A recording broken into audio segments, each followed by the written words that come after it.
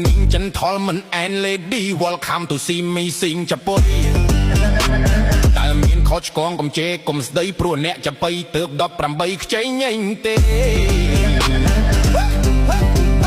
ពាក្យថាស្រឡាញ់ខាងចាប់បីតែទាស់ត្រង់អីម៉ែឲ្យធ្វើត្រូលថ្ងៃនេះទោះចូលមិនចូលសុំផ្អាកត្រូលវៃឡើងចាប់បីសិនអញ្ចឹងកុំឲ្យខាតពេល UV continue our topic ហើយសុំច្រៀងថ្នមលឺតិចក្រែងចូល topic ម៉ែមកតាមតាន់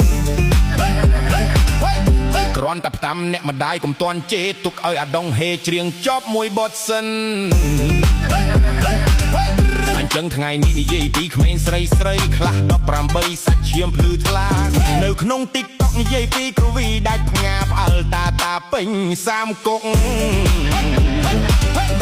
ណែបើមិននាងរំសបាយតាមប្រពៃណីតើមានថាអីទេស្រស់តងវង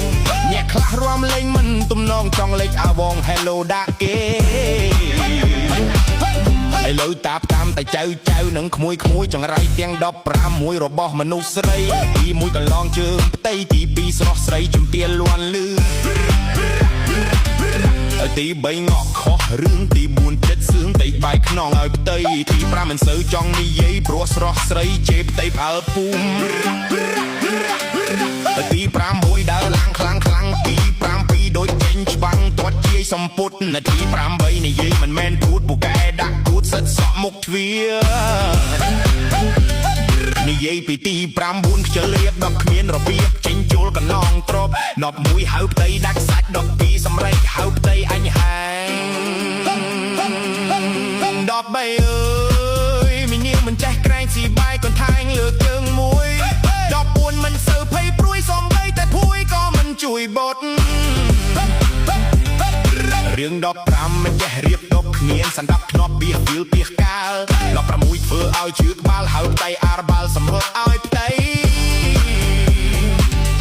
និយាយពីស្រីសម័យកាលថ្មីចូលចិត្តសំដែងធ្វើជាសេដ្ឋីឡាយលុកលថងជេគេផងអីដាំបាយខ្លោចឆ្នាំងមិនដឹងខ្លួនទេ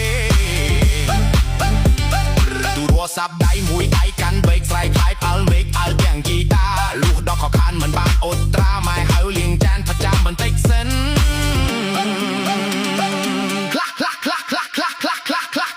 ទៀតស្រស់ស្រីចូលចិត្តដើរលេងយប់ឡើងចាំងភ្នែកដូចកូនកំលួដូចសពុតតាមហុំដូចអាបាក់គួចសៀតតាខោខ្លីដើរលេងផុតស៊ីសវឹងជោគជួមនំគ្នាស្រីត្រៀមភ្លេចអស់សេលធัวស្រីអកពូជាខ្លាយពុំបារកណាបើមាសមេអាដុងហេគ្រាន់តែណែនាំបន្តិច